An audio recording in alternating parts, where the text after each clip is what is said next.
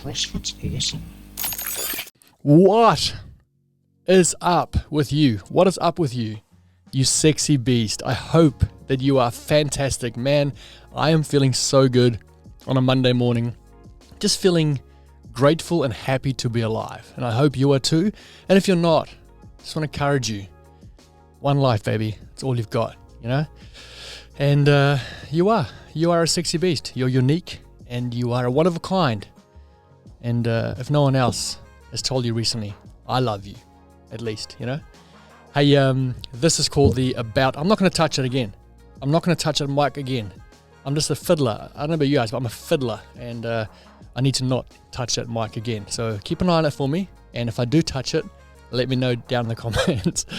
This is called the About Last Week podcast, and if it's your first time here, welcome. All this is a bit of a recap of what has happened in the CrossFit space over the last 7 days. There are a plethora of podcasts and vloggers and YouTubers and lots of good stuff, all kind of good stuff out there in the CrossFit world. And I know for someone like you that, you know, you might not be a full-time creator like me, you might not have all the time in the world to consume all the information and all the podcasts. And so this is for you, just a 20 to 30 minute max kind of recap, just so you don't have to go watch all the other things. You should though. I support all the other creators, and like they say, a rising tide, what does it say? A rising tide elevates or lifts all the boats. So I love all my fellow creators in the CrossFit space, but if you don't have time, I'd say this is the one to watch. So here we go. We are in full swing, aren't we, for the semi-finals, CrossFit semi-finals. This past week, we had the MAC, the Mid Atlantic CrossFit Challenge, and we also had the Fittest in Cape Town. And what a weekend, man, especially at the MAC. What a weekend. Lots of exciting things happening. We're going to start by talking about the Panchik brothers. Now, you'll notice I've got no phone in my hand. There's no phone on the table, and that is because I've been told a few times that it's very off-putting when I'm looking at my phone. So instead, I've got a whiteboard right here. So you can be the judge. Let me know if it's more annoying with me looking over here at the whiteboard. Looking at my notes here, what have I got here? Point number 1, Saxon and Spencer. The Panchik brothers.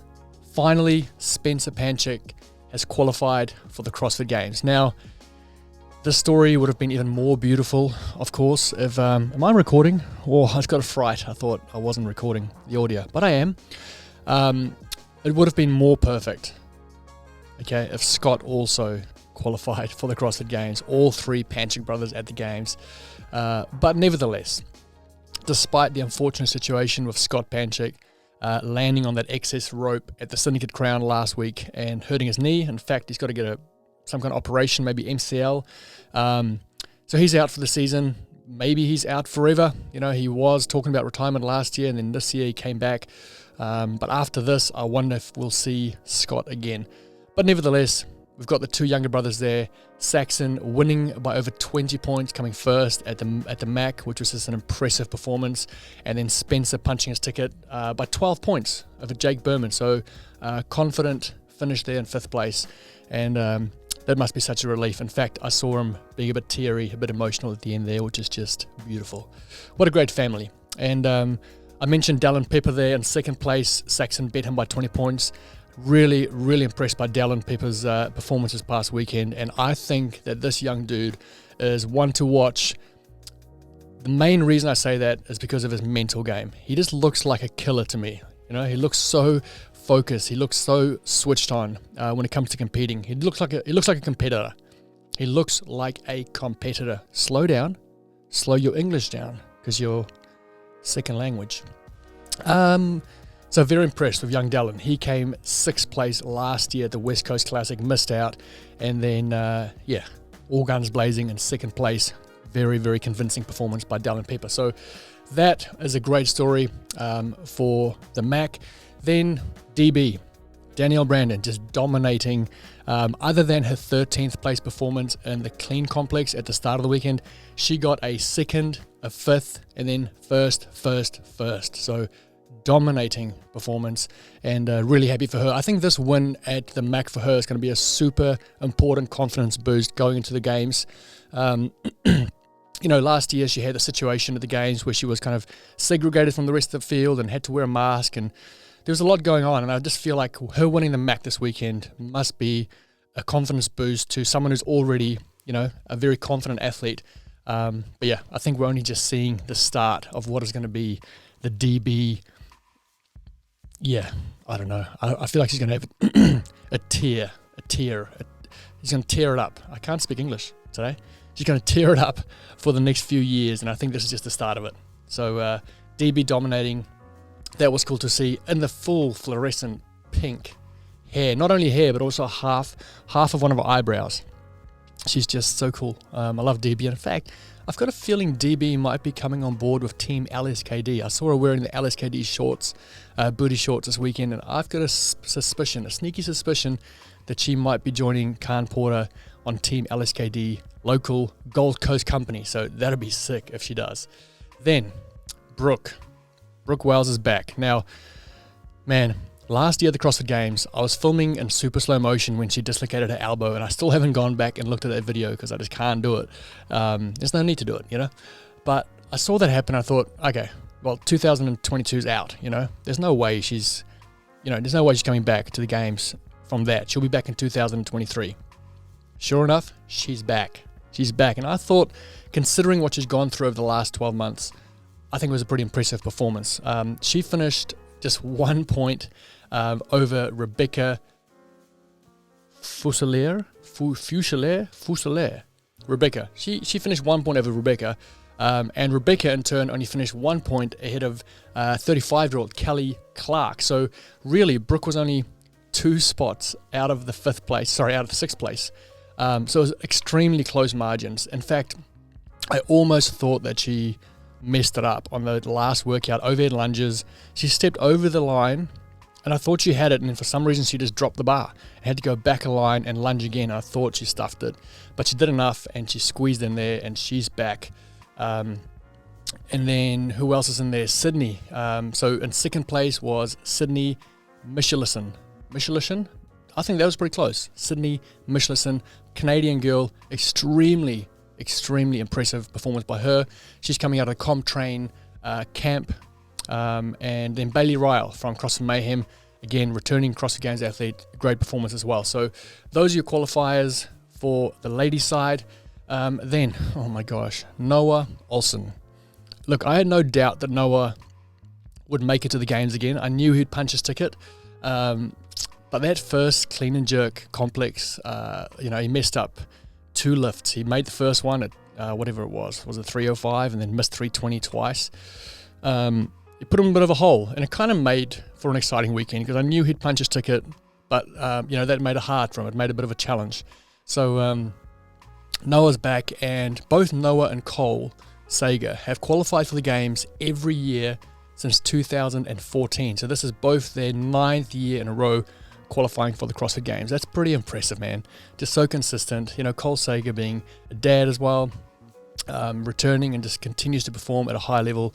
It's very impressive stuff. So Noah, yeah, I was never sweating. I knew he'd make it, but it made it more interesting with that bit of a hole he put himself in. Then CrossFit Mayhem Independence. First of all, can we just talk about how American can you be? The Mayhem teams, just the names: CrossFit Independence, CrossFit Freedom, CrossFit Mayhem Justice. They have qualified 3 teams for the 22 CrossFit Games. So this weekend, CrossFit Independence punched their ticket, and then last week at the Syndicate Crown, Freedom and Justice punched their ticket. So very impressive stuff by the Mayhem Empire. Then moving on to Africa, Fittest in Cape Town. Jason Smith and Michelle Basnet have kind of been the 2 staple athletes out of the African region over the last few years, and this year they both missed out. Jason coming in 2nd place and Michelle Basnet coming in 3rd place.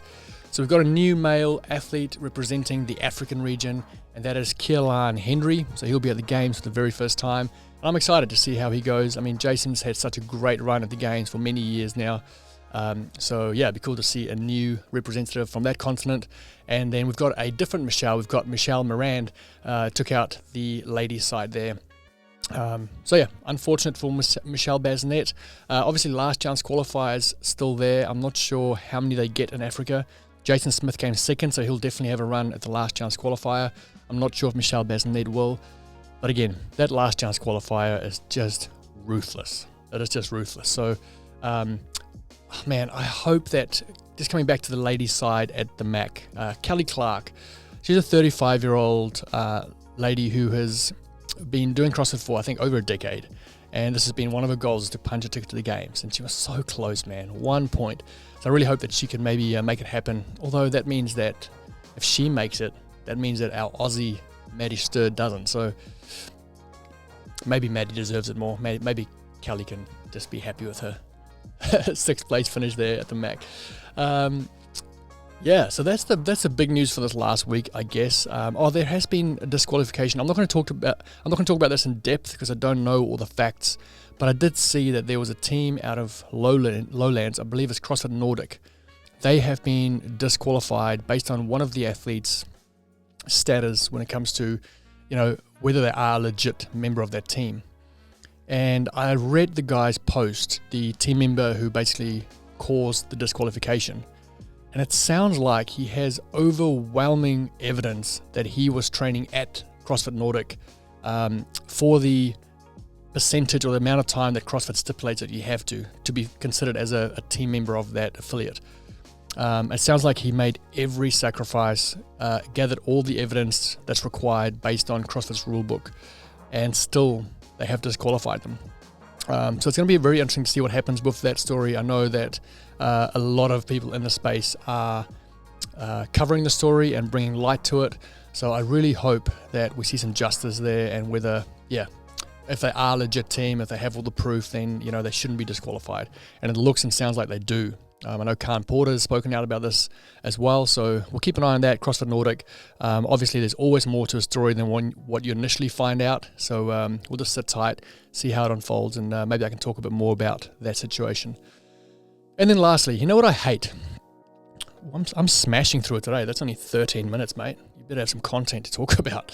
I did want to talk about the 2 workouts that CrossFit gave the semi-final events, because what I don't like is when podcasters, including myself, when we talk about an issue before it, we talk about something before it happens, then the thing happens and we never revisit it to say whether what we talked about was valid or not.